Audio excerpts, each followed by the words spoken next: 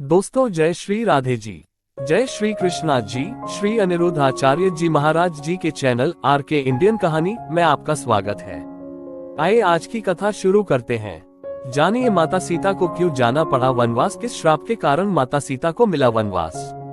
नमस्कार मित्रों, इस लेख के माध्यम से आज मैं आपको बताने जा रहा हूँ कि माता सीता को वनवास क्यों मिला। माता सीता के वनवास जाने के पीछे लोग अलग अलग कारण बताते हैं, लेकिन अगर माता पिता को दुख मिला तो इसका कारण क्या था, आज हम इस लेख में यही श्री अनिरुद्ध आचार्य जी महाराज के द्वारा जानेंगे। क्या माता सीता को प्रभु श्री राम ने वनवास जाने के लिए कहा था? क्या उन्होंने उन्हें छोड़ा था, या फिर यह किसी श्राप के कारण हुआ था? भगतों, लोग ये बात तो जानते ही हैं कि माता सीता को वनवास क्यों हुआ था, लेकिन ये बात बहुत कम लोग जानते हैं कि इसके पीछे माता सीता को मिलने वाला श्राप था, जिसके कारण उन्हें वनवास जाना पड़ा। भगतों, कर्मों का दंड तो हर किसी को भुगतना पड़ता है, ये तो आपने सुना ही होगा। लेकिन बहुत से लोग इसे सुनकर बातें समझते हैं कि यह तो सिर्फ बातें हैं जो लोगों द्वारा की जाती है, लेकिन ऐसा नहीं है। कर्मों का दंड भुगतना पड़ता है। आज आपको ये बात क्लियर हो जाएगी जब आप इस वीडियो को पूरा देख लेंगे। इससे आपको समझ में आएगा कि गलत क्या हुआ। कर्म कभी भी आपके सामने आकर खड़ा हो सकता है, इसलिए गलत कभी ना करें। किसी के भी साथ गलत कर्म करने से बचे, क्योंकि इसकी सजा कभी भी मिल सकती है। तो आइए जानते हैं कि क्या था वह कारण जिसकी वजह से माता सीता को गर्भावस्था की हालत में वनवास के दुख उठाने पड़े। किस श्राप के कारण माता सीता को मिला वनवास? क्या हमें कर्मों का दंड मिलता है? माता सीता कैसे गई वनवास?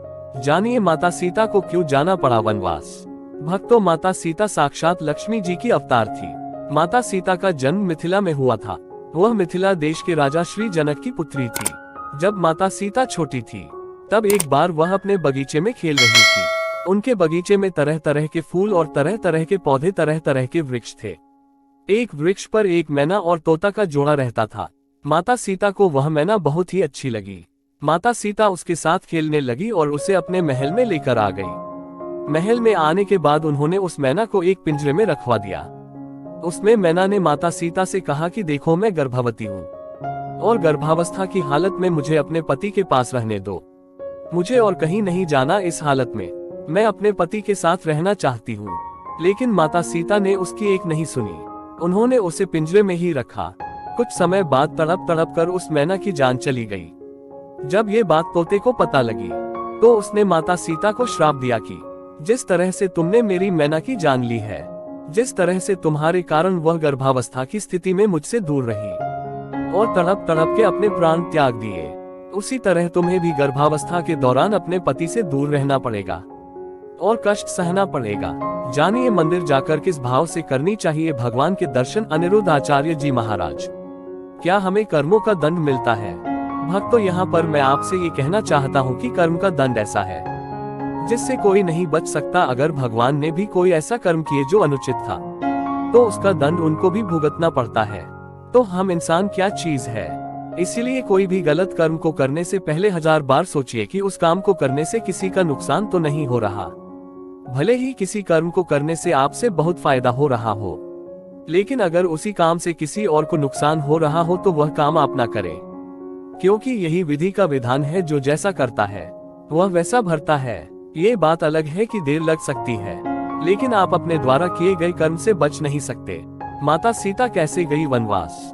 रावण की मृत्यु के बाद जब श्री राम, लक्ष्मण और माता सीता सहित अयोध्या लौटे तो अयोध्या में धूमधाम से खुशी मनाई गई और श्री राम और माता सीता का राज्य अभिषेक किया गया। राज्य अभिषेक करने के बाद 11,000 साल तक माता सीता और प्रभु श्री राम ने अयोध्या पर राज्य किया। अच्छी लग रही है तो कृपया इसे अपने मित्रों के साथ शेयर करें और कमेंट करके बताएं कि आपको और आगे क्या जानना है। जय श्री राधे राधे जी। कृपया हमारे चैनल आर के इंडियन कहानी को लाइक, शेयर, कमेंट और सब्सक्राइब करें और वीडियो को ज्यादा से ज्यादा शेयर करें। दोस्तों, हमारा उद्देश्य किसी की भावना को ठेस पहुंचाना या आहत करना नहीं है और आर के इंडियन कहानी किसी भी प्रकार से इसकी पुष्टि नहीं करता है। जय श्री अनिरुद्ध आचार्य जी महाराज जी। जय श्री राधे राधे जी। भक्तों, मिलते हैं अगली वीडियो में। जय श्री कृष्ण जी।